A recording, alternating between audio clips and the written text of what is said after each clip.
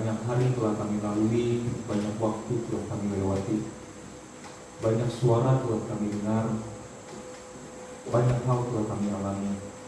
Tapi kalau pagi hari ini kami berkumpul di tempat ini, kami mau duduk diam, kami mau tenangkan pikiran perasaan kami mau serahkan hati kami, agar kami dapat mendengar firman. Kami tahu apa yang mau Engkau sampaikan kepada kami. Bapa, biarlah setiap hati kami menjadi tanah yang subur, sehingga setiap benih firman yang akan ditaburkan dalam hati kami dapat bertumbuh berakar kuat dan berbuah bagi kerajaan Tuhan. Terima kasih Bapa yang baik. Kami tenangkan hati kami siapkan hati kami, dan kami siapkan telinga kami untuk mendengar firman-Mu. Sembunyikan hamba-Mu di balik salib-Mu. Demi nama Yesus kami berdoa dan bersyukur. Sama-sama kita katakan amin, amin. Sebelum duduk, apakah ini duduknya per kelompok? Hah? Ayo, sekarang atur sesuai kelompoknya masing-masing.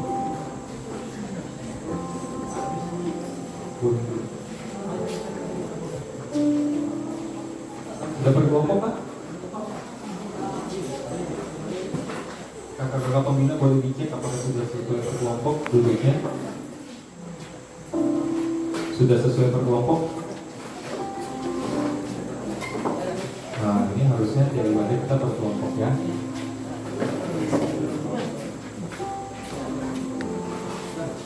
Coba yang sudah duduk per kelompok, salamin satu kelompoknya masing-masing. Katakan happy Sunday, selamat hari Minggu.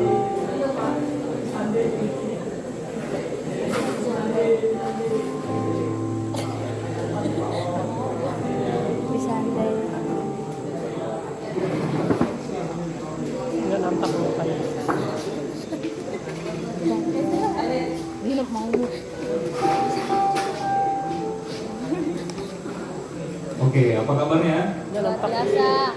Kita masuk di minggu pertama bulan November. Diangkat dikit. Sebentar lagi kita Natal, oke? Oke, kita akan melanjutkan seri berikutnya. Boleh ditampilkan.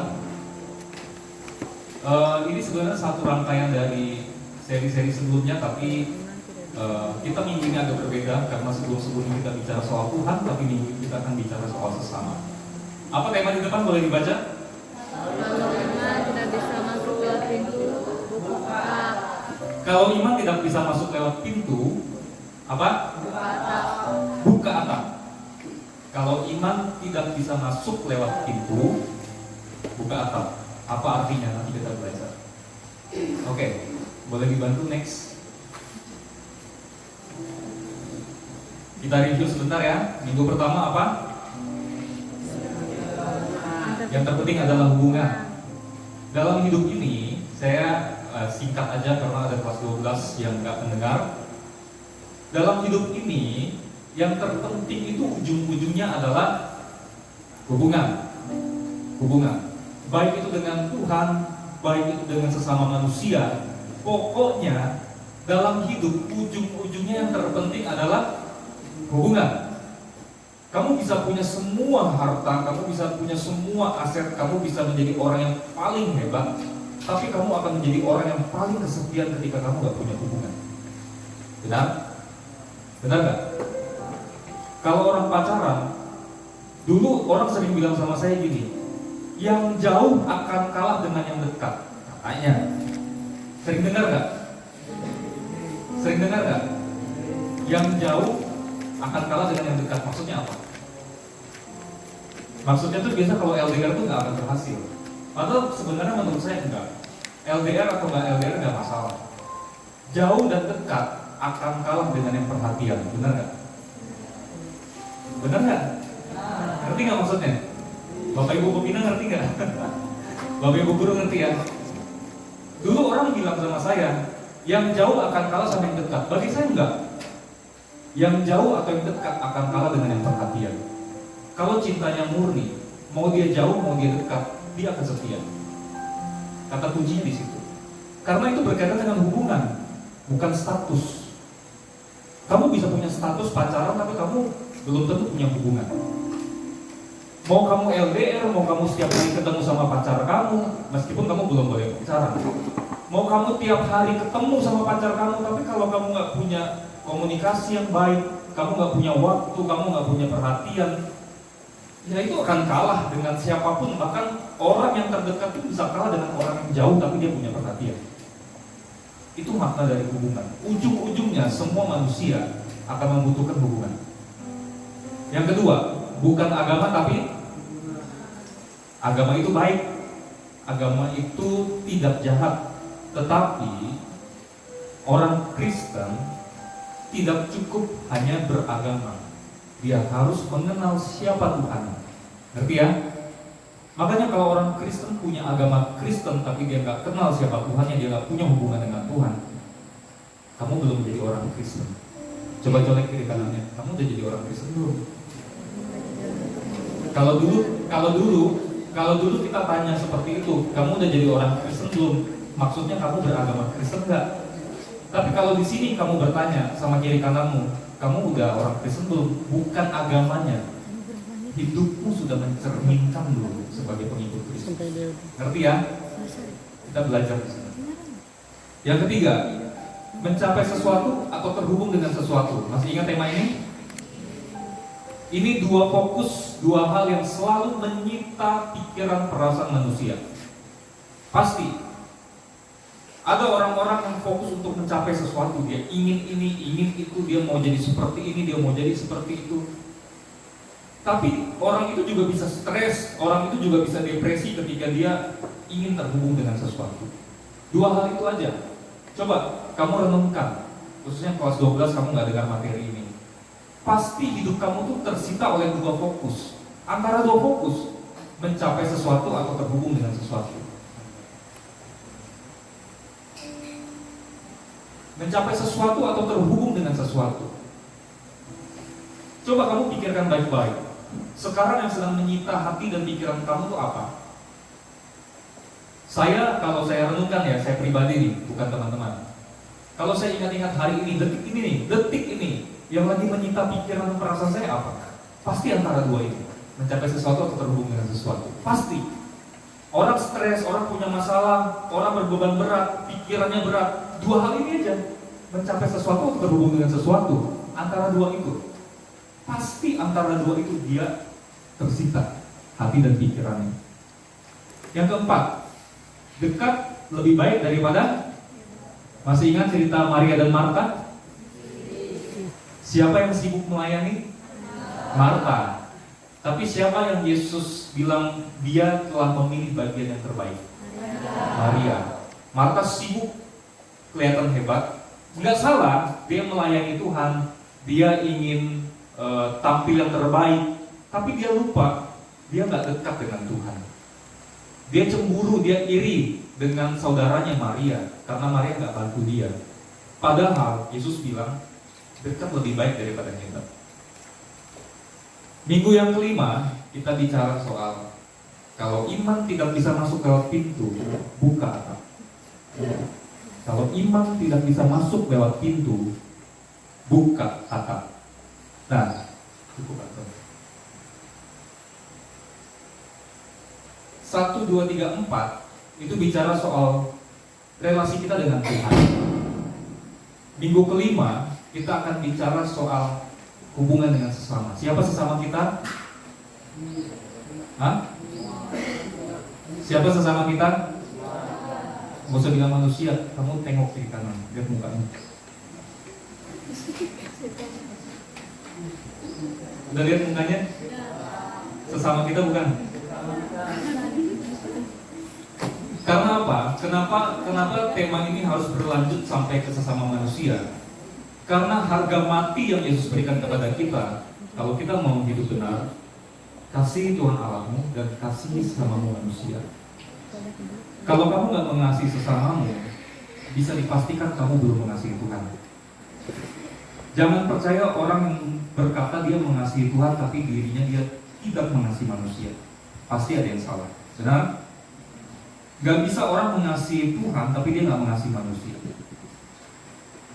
Gak bisa dia hebat melayani, dia pintar khotbah, dia bisa ini, bisa itu, dia kelihatan hebat, kelihatan paling rohani. Tapi kalau dia nggak mengasihi manusia, pasti dia belum mengasihi Tuhan dengan benar. Karena orang yang mengasihi Tuhan, dia pasti akan mengasihi manusia. Makanya kenapa Yesus bilang, kalau ada orang berbuat jahat kepada kamu, jangan balas dengan kejahatan, balas dengan kebaikan. Kenapa? Kelihatannya susah, padahal sebenarnya nggak susah. Kenapa nggak susah? Ketika kita mengasihi Tuhan dengan benar, nggak mungkin kita nggak mengampuni orang. Kalau kita masih sulit mengampuni orang, pasti ada yang salah dengan hubungan kita dengan Tuhan. Semua startnya dari hubungan. Makanya yang terpenting minggu pertama kita bilang adalah hubungan. Seperti biasa, kita nyanyi. Oke? Boleh bantu nih, bantu.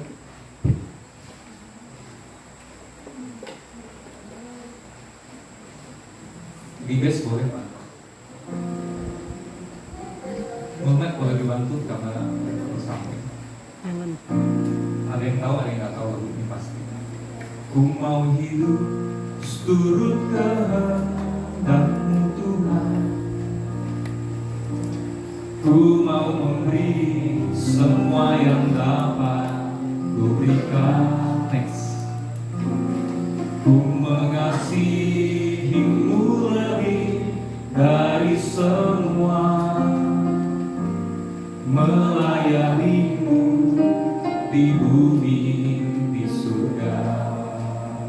Ku mau hidup seturut kehendak-Mu Tuhan. Ku mau memberi semua yang dapat Ku berikan. Ku mengasihi-Mu lebih dari semua, melayani-Mu di bumi, di surga. Ku mau hidup seturut kehendak-Mu Tuhan.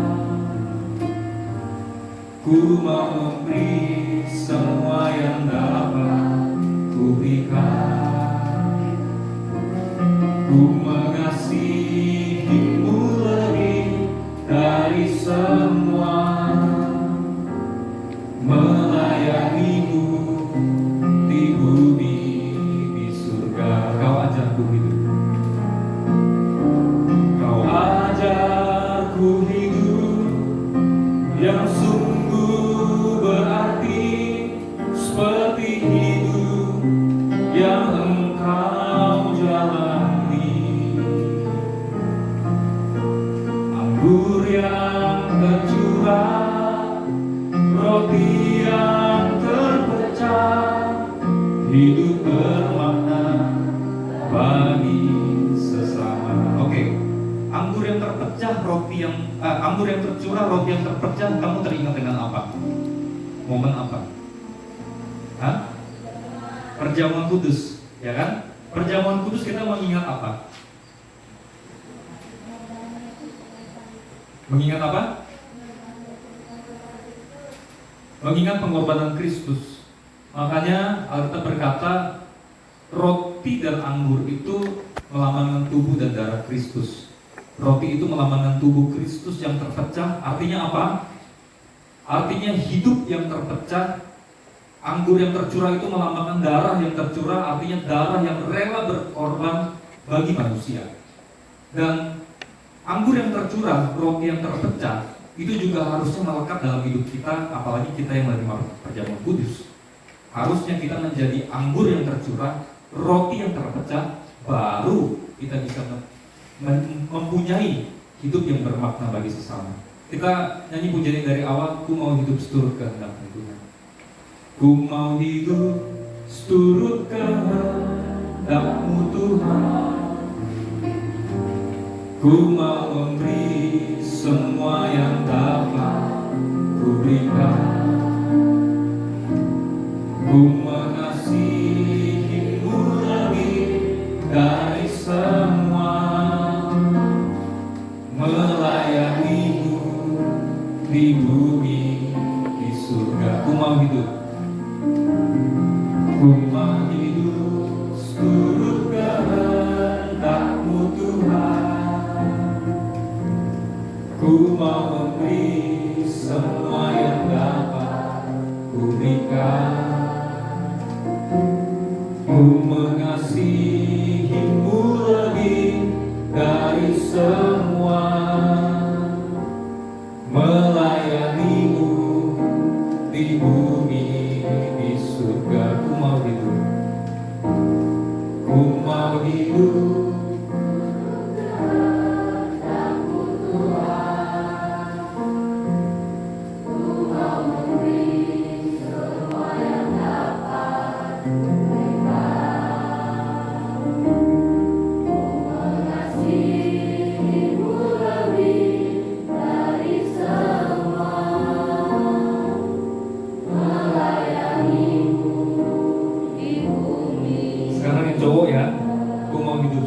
kehendak.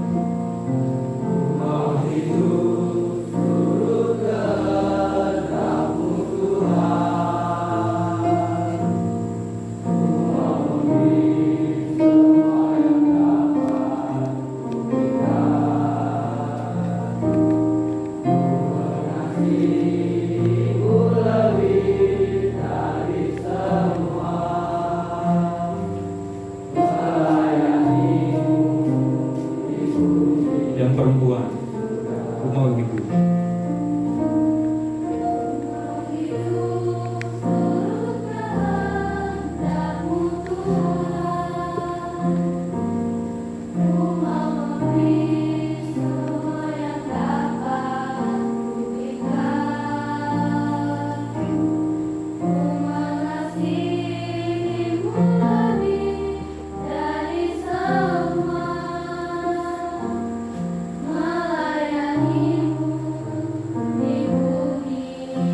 Kau ajarku hidup, sama-sama katakan.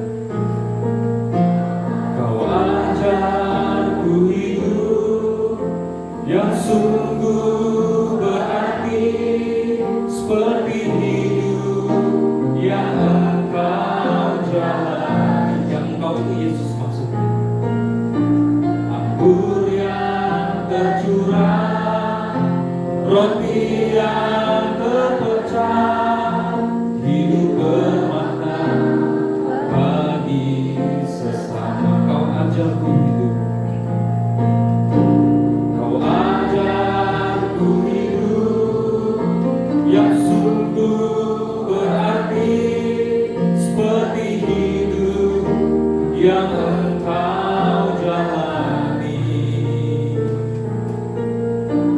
Anggur yang tercurah, roti yang terpecah, hidup bermakna bagi. Sekali lagi katakan, kau ajarku hidup.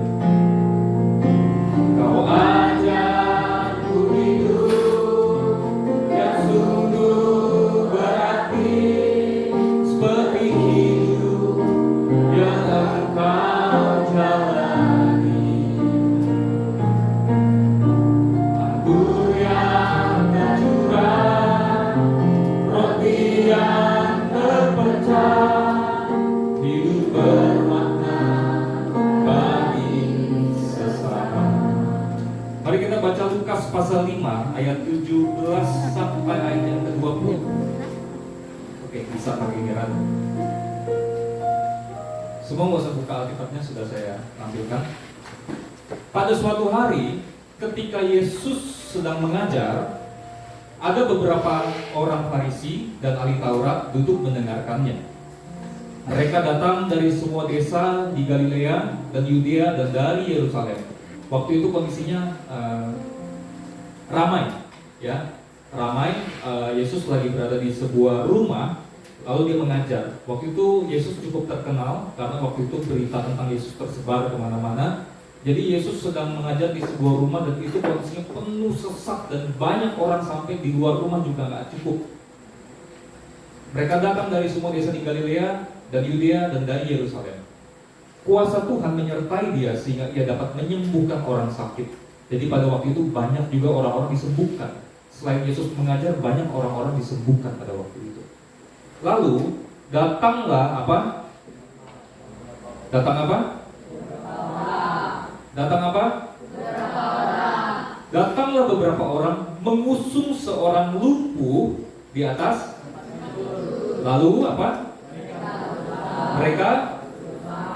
Mereka berusaha membawa dia masuk. Dia ini siapa? Orang yang lumpuh. Membawa orang lumpuh itu masuk dan meletakkannya di hadapan Yesus. Karena mereka tidak dapat membawanya masuk, berhubung dengan banyaknya orang di situ, naiklah mereka ke atap rumah, lalu membongkar atap itu dan menurunkan orang itu dengan tempat tidurnya, karena itu orang lumpuh. Diturunkan dia dengan tempat tidurnya ke tengah-tengah orang banyak, tepat di mana? Mereka bongkar atap Mereka turunkan orang lumpuh itu, taruh di depan Yesus. Ketika Yesus melihat apa? Bukan iman si orang lumpuh. Ketika Yesus melihat iman mereka, berkatalah Yesus, "Hai saudara, dosa-dosamu sudah diampuni." Kalian jangan bayangkan atap zaman itu seperti atap kita ya. Itu terlalu ekstrim kayaknya. Waktu zaman itu atap itu masih, aduh saya lupa pakai bahan apa ya.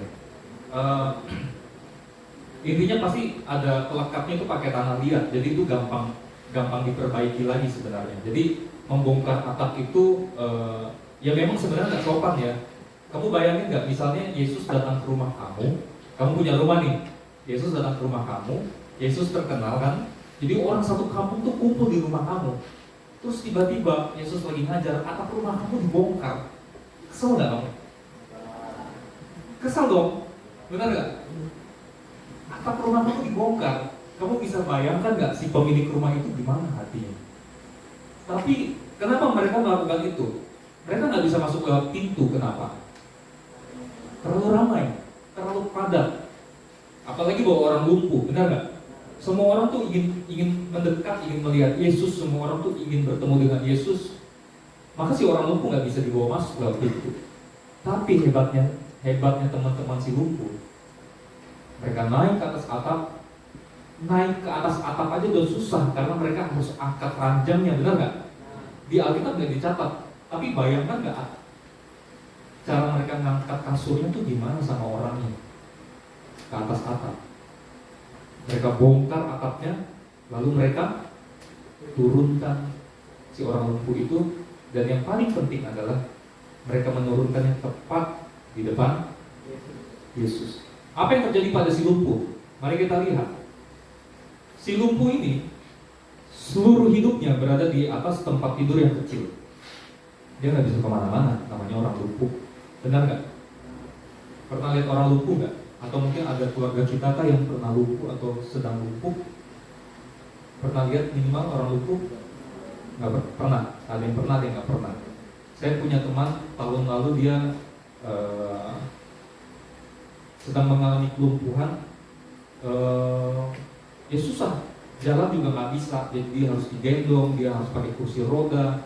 Wah, saya dengar ceritanya dia tuh sulit sekali. Saya ngebayangin jadi dia ya, aduh, kayaknya kalau saya jadi dia tuh saya udah stres kali, saya udah depresi kayaknya. Sulit sekali hidup menjadi orang lumpuh. Di masa sekarang, kamu bisa bayangkan menjadi orang lumpuh di masa itu? Sulit gak? Belum ada rumah sakit, pengobatan terbatas, ilmu medis terbatas, nggak bisa dioperasi.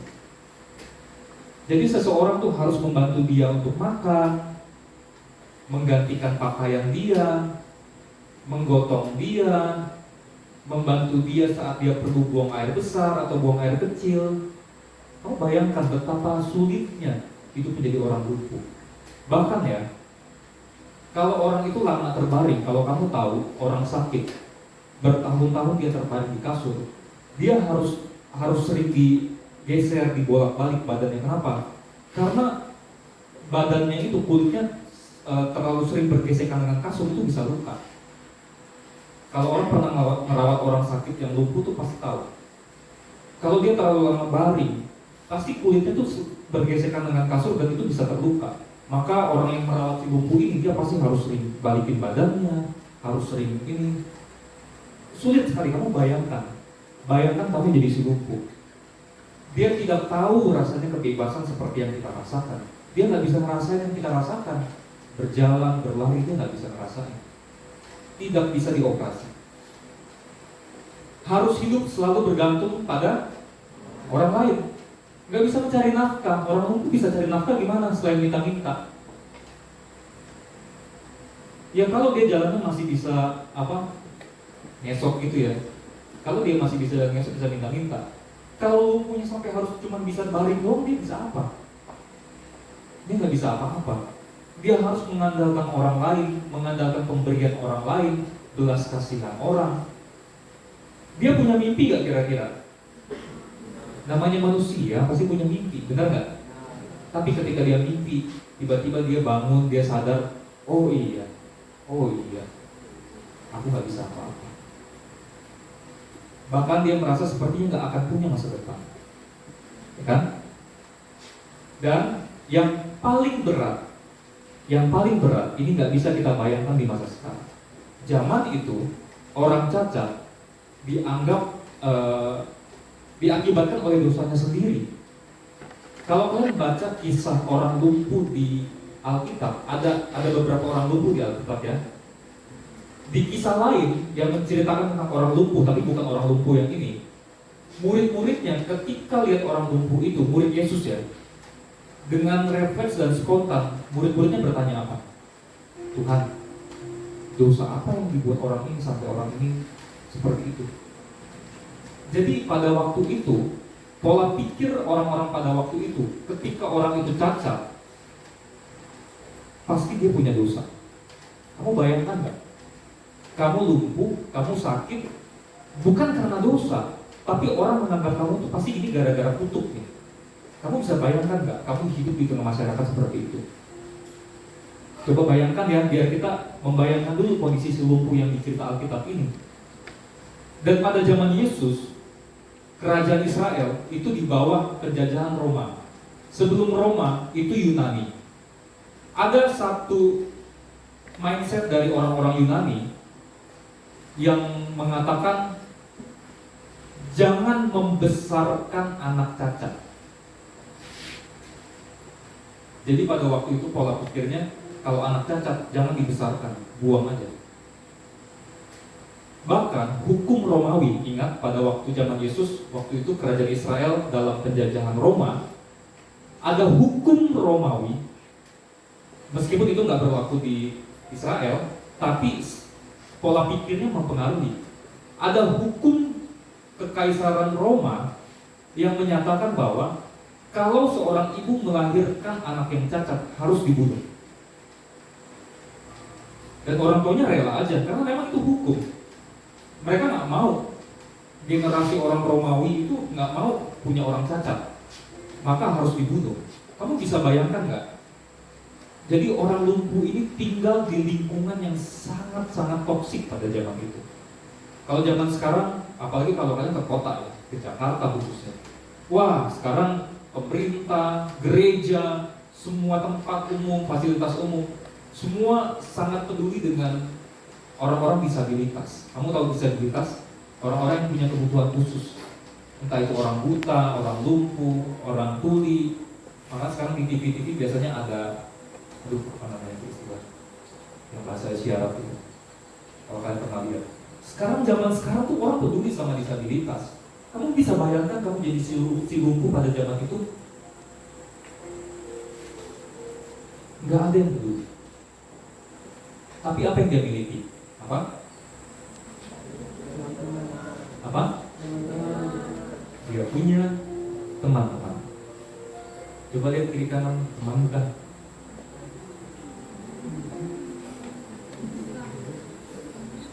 Coba tanya, aku temanmu bukan? Terus tanya lagi, kau temanku bukan? Kau temanku, temanmu, kita selalu bersama. Seperti apa?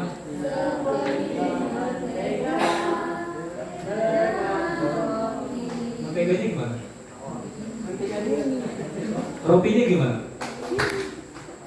Kau temanku, ku temanmu, kita selalu bersama. Mentega? Roti? Apa lagi? Hah? Ku temanmu, kita selalu bersama. Celana. Terus?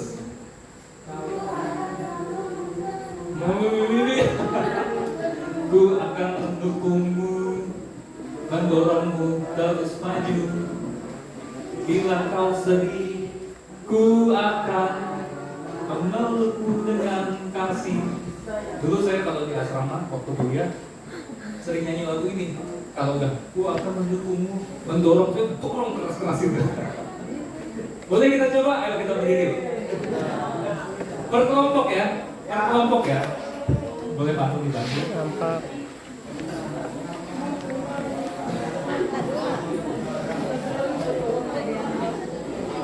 Yang berumur sama perempuan, kelompoknya masing-masing.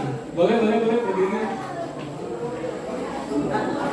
Bapak ibu dulu, kakak Pomina boleh, kalau berdua ya, terserah lah, atur lah ya. Boleh bantu lah. Mati. Dia juga boleh. Oh, gitu. Siap. Udah berkelompok? Udah berkelompok? Ya, rekam.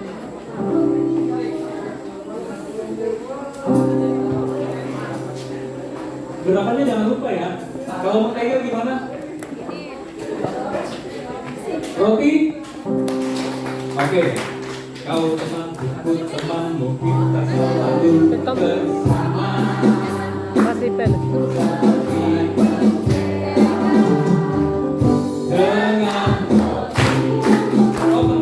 Dengan tunjuk ya. Kau temanku, kita selalu aku seperti selama dengan maju ku akan mendukungmu. Satu duduk mendorong, jangan kita kencang ya. Pelan-pelan.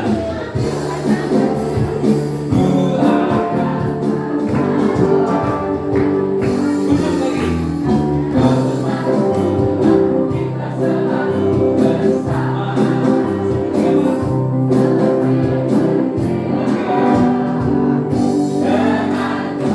Sekali lagi ya, buat teman. Kita selalu bersama. Seperti tiga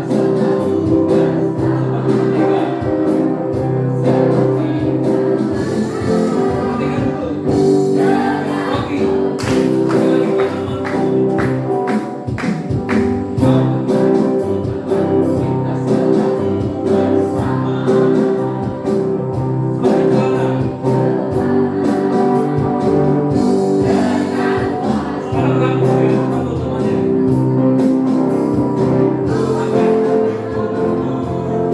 Mendorong. Terus maju. Bila kau sedih, ku akan memberikan kasih. Memeluknya belum memeluk. Peluk.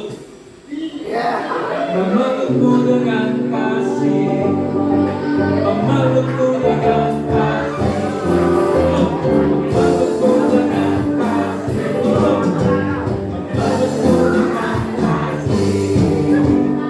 Kau temanku, kita selalu bersama.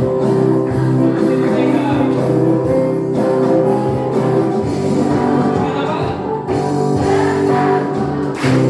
Oke.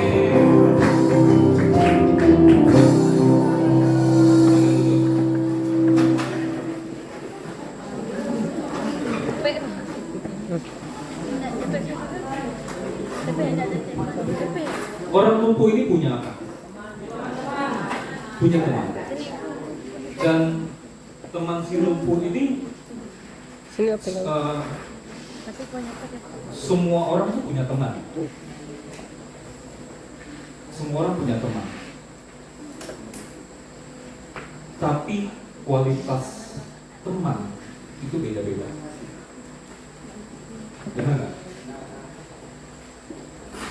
Bahkan orang yang paling pendiam, orang yang paling suka sendiri, nggak mungkin dia nggak punya teman. Tapi kualitas teman itu beda. Dan yang terpenting bagi si lumpuh ini, dia bukan punya teman-teman, tapi punya teman yang seperti apa? Teman yang mendorongnya dia. Bisa terjadi karena apa? Karena teman-temannya. Tanpa teman-temannya, si lumpuh ini tidak akan pernah bertemu dengan Yesus, tidak akan disembuhkan, tidak akan diampuni. Saya jadi teringat sama satu kisah orang lumpuh di Kolam Bethesda. Ada yang ingat? Ada yang ingat? Jadi waktu itu di Kolam Bethesda, itu kolam yang banyak terjadi kesembuhan untuk orang-orang sakit. Caranya gimana? Jadi suatu waktu ketika air itu bergoncang, orang waktu itu percaya bahwa ketika air itu bergoncang, malaikat Allah sedang turun ke atas kolam itu. Dan siapa yang paling cepat masuk ke kolam itu akan disembuhkan. Orang yang sakit kusta, orang yang sakit ini, sakit itu, orang yang buta, orang yang pendarahan, semua disembuhkan. Ada orang lumpuh yang bertahun-tahun dia diam di kolam Bethesda, tapi dia nggak pernah bisa sampai ke kolam itu. Kenapa? Dia lumpuh. Ketika airnya bergoncang, orang-orang lari buru-buruan kan? Si lumpuh nggak bisa apa-apa. Dia udah bertahun-tahun dia nggak bisa kena itu. Kamu bisa bayangkan nggak? Betapa beruntungnya si lumpuh yang cerita yang ini, dia punya teman. Si lumpuh yang di kolam Bethesda nggak punya teman loh. Orang sakit ngurusin dirinya sendiri pada waktu itu, nggak ada yang peduli. Jadi si lumpuh ini bersyukur punya teman. Tapi perhatikan, semua ini terjadi karena keputusan si lumpuh yang dibuatnya bertahun-tahun yang lalu. Apa? Dia mau mendapatkan teman-teman yang baik. Jadi bukan hanya teman-teman yang baik, si lumpuh juga harus membuka diri untuk bisa menerima teman-temannya. Karena pada waktu itu saya bayangkan kalau saya jadi orang lumpuh, saya membayangkan waktu itu cara pandang masyarakat zaman Yesus itu seperti apa, suasana waktu itu seperti apa. Kalau saya jadi si lumpuh, saya akan merajuk, saya akan kesal dengan diri saya. Saya bilang, udah nggak usah temenan sama aku. Malas pokoknya, yang penting aku kalau bisa mati lah gitu. Itu bayangan saya kalau saya jadi si lumpuh. Tapi si lumpuh dia mau menerima teman-temannya, mau berteman dengan teman-teman yang baik itu. Masalahnya hari-hari ini perhatikan, kebanyakan orang hanya ingin membangun hubungan dengan orang lain yang terlihat normal. Padahal semua orang itu pasti punya kecacatannya masing-masing. Pasti. Sekarang lihat diri kamu, dia nggak senormal yang kamu kira.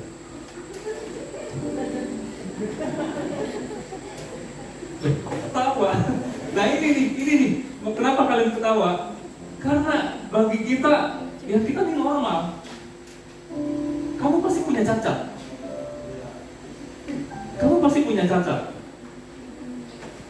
Entah cacat kamu apa. Mungkin soal hati kamu gampang tersinggung, atau mungkin soal amarah kamu, atau mungkin ketika kamu lihat orang lain berhasil, lalu rasa iri itu membara dalam diri kamu, atau ketika kamu melihat orang tua kamu kesal, kamu benci. Itu kan kecacatan kamu, benar nggak? Nah, kita sering melihat orang lain ini aman. Semua orang tuh punya kecacatan, pasti. Termasuk saya, pasti punya kecacatan. Yang bisa disembuhkan seiring waktu berjalan bersama dengan Yesus, bisa disembuhkan. Tapi kita harus sadar dulu, kita ini orang yang punya cacat, pasti. Coba lihat lagi kiri kanan, itu orang yang cacat tuh. Di hatinya, entah di pikirannya, entah di sisi apapun, dia pasti punya kecacatan, dia pasti punya kelemahan, dia pasti punya kekurangan, benar? Masalahnya apa? Nih, kebanyakan kan orang hanya ingin membangun hubungan dengan orang yang terlihat normal, terlihat baik. Jadi, itu penyebabnya kenapa ketika dia lihat temannya tuh, ketika cepat atau lambat ya, karena semua orang pasti punya kecacatan, kekurangan. Ketika orang itu lama-kelamaan tiba-tiba tanpa sengaja menunjukkan kekurangan atau kecacatannya, apa yang kita lakukan? Biasanya kita menjauhi dia. Kita kecewa sama dia. Kita merasa, loh kok dia begitu ya? Kok dia bisa begitu ya? Kalau dia lupa, dirinya sendiri punya kecacatan kan? Kita sendiri punya kecacatan kan? Benar gak? Coba perhatikan baik-baik.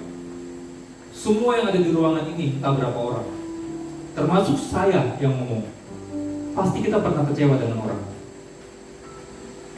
Benar gak? Ketika saya berdoa dan kondisi saya kecewa, tahu nggak yang Tuhan lakukan ke saya apa? Tuhan bukan menenangkan hati saya loh. Ketika Tuhan, aku kecewa sama ini, Tuhan aku kecewa kenapa dia begini, Tuhan aku kecewa, aku sakit hati, aku terluka sama ini, Tuhan kenapa harus seperti ini, Tuhan? Tahu nggak yang Tuhan kasih tahu ke saya apa? Bukan untuk mengampuni orang itu. Yang Tuhan kasih tahu ke saya, Stephen, kamu punya cacat juga kan? Iya. Iya. Kenapa hati kamu gelisah? Kenapa hati kamu kesal sama dia? Kenapa hati kamu kecewa sama dia? Karena aku berharap dia sempurna. Aku berharap dia nggak salah. Aku berharap aku aja yang salah, yang bisa salah. Aku berharap temanku, orang-orang yang kukasihi, orang tuaku, pasanganku nggak salah. Tapi aku sendiri salah. Aku sendiri punya kekurangan. Aku sendiri punya kelemahan. Tuhan nggak suruh saya mengampuni orang yang mengecewakan. Tuhan suruh saya melihat diri saya sendiri. Kalau aku aja menerima kamu apa adanya, kok kamu kayak gitu sama orang lain? Ya juga. Kenapa kita harus kecewa dengan teman kita? Kamu mau cari teman yang seperti apa? Di gereja, kamu berharap di gereja itu penuh orang-orang yang suci, yang sempurna? Enggak. Justru di gereja banyak orang-orang yang lagi diperbaiki hidupnya. Justru di tempat ini, kiri kanan kamu, Bapak Ibu guru ya, pembina. Ingat loh, anak-anak kita bukan yang sempurna, tapi mereka ada di sini semua ingin diperbaiki, memperbaiki hidup, disembuhkan. Itu yang diperlukan. Maka jangan kecewa sama manusia bisa, tetapi jangan sampai rasa kecewa itu akibat karena kita menuntut orang lain sempurna, sedangkan kita nggak sadar diri kita sendiri juga punya kekurangan, diri kita sendiri juga punya kelemahan, ya kan? Ini cowok-cowok nanti kalau kamu udah lulus, atau cewek-cewek kamu udah lulus, kamu mau pacaran ya, kamu suka sama perempuan, kamu suka sama laki-laki, jangan langsung dipacarin. Kenapa? Ketika kamu pandangan pertama itu belum cinta. Namanya apa itu? Kagum. Kagum itu belum cinta. Cinta itu pasti akan bertumbuh seiring waktu. Banyak orang, kagum sama cewek ini, pacarin. Kagum sama cowok itu, pacarin. Ditembak terima-terima aja. Nanti begitu seiring waktu kamu kenal kepribadian dia, kamu akan lihat kekurangan dia, baru kamu kecewa, baru akhirnya putus, baru nambah rekor list mantan. Pasti begitu, bener nggak? Ada sih orang pandangan pertama, kagum, pacaran, sampai nikah. Ada juga. Ya syukur, itu untung-untungan. Tapi kalau kamu nggak beruntung, kamu hanya menambah list mantan-mantan kamu. Jadi kenal dulu aja. Benar nggak? Itu nasihat saya. Oke. Komunitas. Tidak ada komunitas yang ideal. Tidak ada persekutuan yang ideal. Komunitas atau persekutuan itu terdiri dari orang-orang yang punya berbagai kelebihan, tapi juga berbagai kekurangan dan kelemahan. Di luar sana tuh banyak orang tuh pindah-pindah gereja karena mereka kecewa. Kecewa dengan apa? Bukan kecewa dengan gerejanya, kecewa dengan orang-orangnya. Kok si ini begini ya? Kok si ini begini ya? Kok si ini begini ya? Karena dia ingin atau dia berharap orang-orang yang ada di gereja itu, mereka bukan orang-orang yang kenal Tuhan. Mereka tuh harusnya punya kelebihan yang orang-orang dunia nggak punya. Mereka lupa di gereja tuh orang-orang yang kumpul sama-sama untuk memperbaiki hidup. Memang di gereja kumpul orang-orang yang punya kelebihan, tapi di gereja juga kumpul orang-orang yang punya kekurangan dan kelemahan. Memang di gereja ketemu orang-orang yang rohani, tapi di gereja juga punya orang-orang yang ketemu dengan orang-orang yang baru belajar mengenal Tuhan. Kenapa kita harus kecewa? Makanya jadilah diri kamu apa adanya. Jangan sok suci, sok rohani. Kalau suci ya suci beneran, rohani ya rohani beneran. Gak usah pura-pura. Banyak orang suka pura-pura, pura-pura pelayanan hebat padahal menyembunyikan dosa. Banyak. Bisa nari, bisa jadi singer, bisa jadi WL, bahkan bisa khotbah, tapi itu dalam dosa. Bisa. Itu bisa diatur. permainan panggung. Bisa. Tapi cepat atau lambat, kekurangan kelemahan kamu pasti akan terlihat. Kebohongan kamu, tidak jujuran kamu, integritas kamu. Next. Dari kisah orang lumpuh ini, kita belajar bahwa yang dilihat Yesus bukan hanya iman si lumpuh, tapi apa? Iman teman-temannya. Jadi kita baca di Alkitab di ayat 20, ketika Yesus melihat iman mereka, sama-sama katakan iman mereka. Ketika Yesus melihat iman mereka, maka Yesus berkata kepada orang lumpuh, dosamu sudah diampuni. Kira-kira kamu bisa bayangkan nggak? Saya sempat berpikir gini, orang lumpuh dia punya dosa apa? Kebayang nggak? Orang lumpuh punya dosa apa? Gimana cara orang lumpuh berbuat dosa? Apa dosa orang lumpuh? Apa? Pikiran. Kenapa pikirannya? Dia berpikir hidupnya nggak berharga. Bahkan kita nggak tahu ya, kalau orang itu stres, depresi, mungkin dia berpikir untuk bunuh diri, ya kan? Dia berpikir dia nggak punya masa depan. Itu kan dosa. Yesus bilang bahwa ketika Yesus melihat iman mereka, orang lumpuh itu, kamu kurang lebih akan jadi seperti itu. Pasti. Dengan siapa kamu berteman, dengan siapa kamu berpacaran, kamu pasti akan kurang lebih jadi terbawa. Dengan siapa kamu dekat, pasti kamu akan menjadi seperti itu. Kunci utama dari hubungan yang sehat adalah apa? Teman-teman si lumpuh itu bukan hanya sibuk merawat si lumpuh, bukan hanya sibuk mendoakan si lumpuh, bukan hanya sibuk memberi makan si lumpuh, mengatur hidupnya si lumpuh. Teman-teman si lumpuh itu yang paling penting, tujuan utama dari pertemanan mereka adalah membawa kepada Yesus. Kamu bisa punya teman dekat, tapi kalau nggak membawa kepada Yesus, percuma juga. Makanya komunitas rohani itu bukan terdiri dari orang-orang yang hebat. Komunitas rohani itu bukan terdiri dari orang-orang yang hanya punya kelebihan, tapi komunitas rohani itu terdiri dari kumpulan orang-orang cacat yang saling mendorong untuk bertemu dengan Yesus. Komunitas rohani itu kumpulan dari orang-orang yang punya banyak kekurangan dan kelemahan, yang saling mendorong untuk bertemu dengan Yesus. Tujuannya itu, teman-teman. Kita baca lagi Alkitab kita, Lukas pasal 5 ayat 17-20. Pada suatu hari ketika Yesus mengajar, ada beberapa orang Farisi dan ahli Taurat duduk mendengarkan Yesus. Mereka datang dari semua desa di Galilea dan Yudea dan dari Yerusalem. Kuasa Tuhan menyertai dia sehingga ia dapat menyembuhkan orang sakit.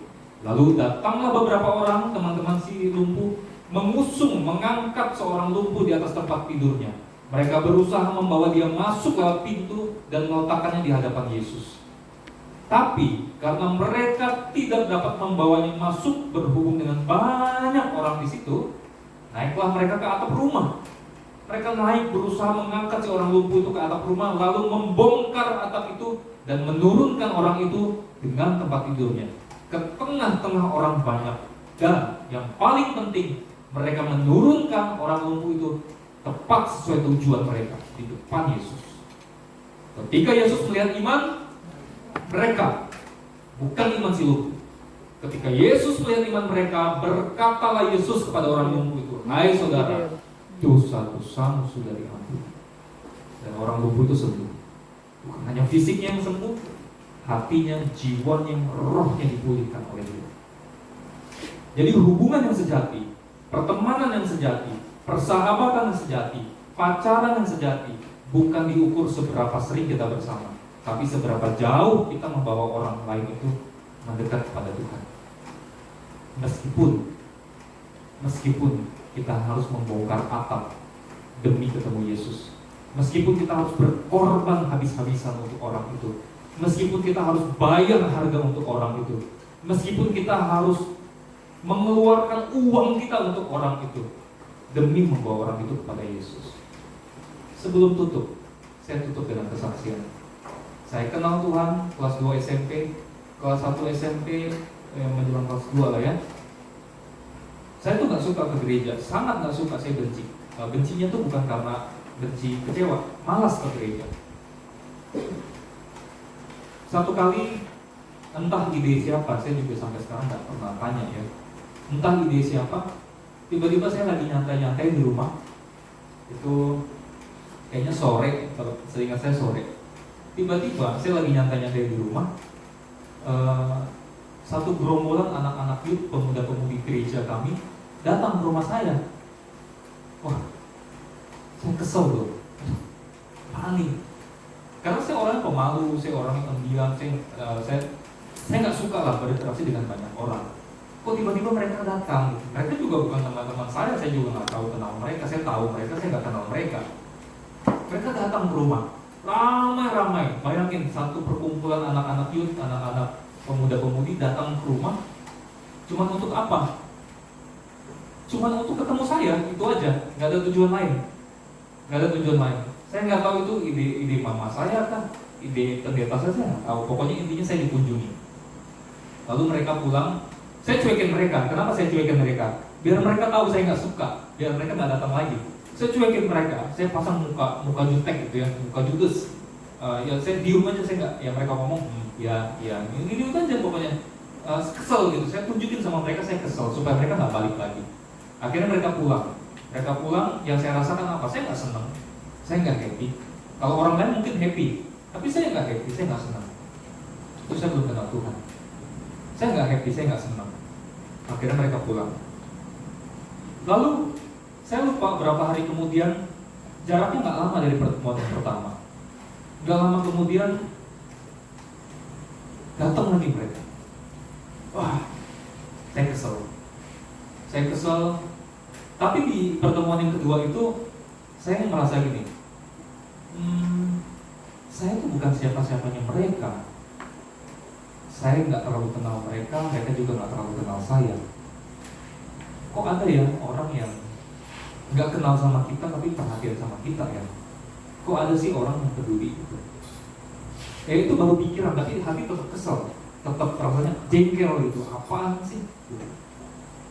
Tapi sedikit dulu lah, sedikit terharu gitu.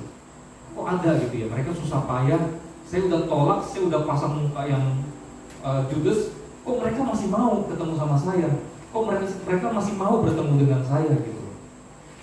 Lalu akhirnya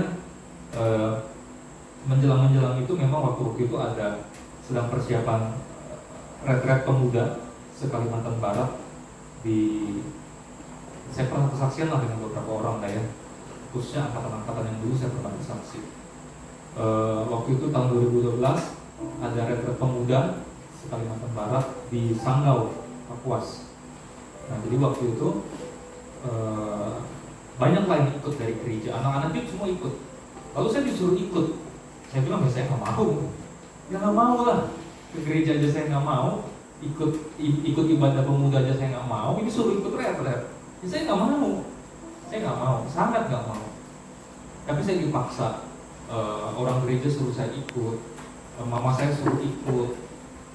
Dan luar biasanya, saking saya nggak tahu apa yang menggerakkan mama saya waktu itu. Saking mama saya mau saya ikut, ya pasti saya tahu itu Tuhan gerakan dia. Sampai mama saya ikut retret itu demi saya bisa ikut. Jadi saya ikut retret alasannya cuma satu, ya karena ada mama saya, udah selesai. Bayangin ngapain? Gak ada orang tua yang ikut, gak ada jemaat lain yang ikut, yang ada tuh pengurus pemuda semua yang ikut pergi sama gembala saya. Gak ada jemaat lain yang ikut, orang tua gak ada yang ikut. Mama saya ikut, mama saya bayar. Retret itu waktu itu 300.000 kalau nggak salah. 4 hari 3 malam atau 3 hari 2 malam saya lupa. Mama saya ikut cuma demi temanin saya supaya saya bisa ikut retret. Dan ternyata di retret itu, for the first time, untuk pertama kali saya berjumpa dengan Tuhan, saya kenal Tuhan. Untuk pertama kali saya bisa berdoa dengan nangis. Untuk pertama kali saya bisa nyanyi sampai nangis. Untuk pertama kali saya bisa didoakan sampai nangis. Untuk pertama kali saya bisa merasakan, oh Tuhan tuh seperti ini ya. Untuk pertama kali saya bisa merasakan, oh begini yang orang rasakan selama ini. Selama ini saya ke gereja, waktu saya masih di Jakarta, masih kecil. Gerejanya besar, sekali ibadah tuh bisa ribuan orang. Orang lagi nyanyi, saya nggak mau berdiri, saya duduk gitu, saya duduk. Kamu kan kalau sekarang nyanyi kadang nyanyi gini, ya meskipun nggak gerak kamu nyanyi, ku sembah kau ya Allah, gitu kan? Saya enggak, saya duduk, saya nyanyi, duduk. Orang berdiri saya nggak mau berdiri. Kalau orang menyembah, saya lihat kiri kanan, orang nangis. Saya nggak ada feeling sama sekali. Saya nggak ada feeling kenapa orang bisa nangis, nggak ngerti. Bagi saya nggak masuk akal. Waktu itu sangat tidak masuk akal. Kenapa orang bisa menyembah Tuhan sampai nangis? Nggak masuk akal. Tapi untuk pertama kalinya di tahun 2012 itu, ketika saya ikut retret itu, saya baru bisa, oh ini yang orang rasakan, oh begini. Jadi kalau kamu sampai hari ini masih ada anak-anak ketika kamu menyembah, kamu nggak bisa merasakan apa-apa, kamu sama seperti saya. Bingung, nggak bisa jelasin juga, aneh memang. Tapi percayalah, kenapa saya khotbah soal hubungan. Ketika kamu punya hubungan dengan Tuhan, kamu baru bisa merasakan. Saya nggak bisa jelasin sama kamu, Tuhan tuh begini, Tuhan tuh begitu, Tuhan tuh baik, Tuhan tuh gini. Percuma saya jelasin sama kamu, Tuhan baik, Tuhan setia, Tuhan adil. Saya nggak bisa menjelaskan itu kalau kamu nggak merasakan Tuhan. Dan waktu itu, apa yang membawa saya bisa kenal sama Tuhan? Teman-teman. Selesai dari retret, ada satu anak youth. Waktu itu dia salah satu pengurus pemuda. Dia ajak saya ke gereja. Dan karena waktu itu setelah selesai retret saya kenal Tuhan, saya dengan gampang saya bilang apa? Ayo, aku mau ke gereja. Waktu itu saya nggak punya motor. Dia jemput saya. Ada yang dari Sintang, ada siapa? Siapa dari Sintang? Kamu dari Sintang kan? Sintang itu terbagi 3 wilayah karena pertemuan Sungai Melawi dan Kapuas. Jadi ada seberang sini, sini. Rumah saya itu di sini. Teman saya yang jemput saya itu rumahnya di sini. Jadi dia harus nyebrang untuk sampai ke rumah saya, untuk jemput saya balik ke gereja, pulang gereja anterin saya, dia balik lagi, rumahnya jauh. Ada orang yang mendukung saya sampai saya bisa aktif di gereja. Dia waktu itu belum ajak saya ibadah pemuda karena dia tahu saya pasti gak suka. Tapi sekarang saya mau, saya tunggu diajak. Karena saya udah merasakan Tuhan, saya mau sebenarnya. Akhirnya apa?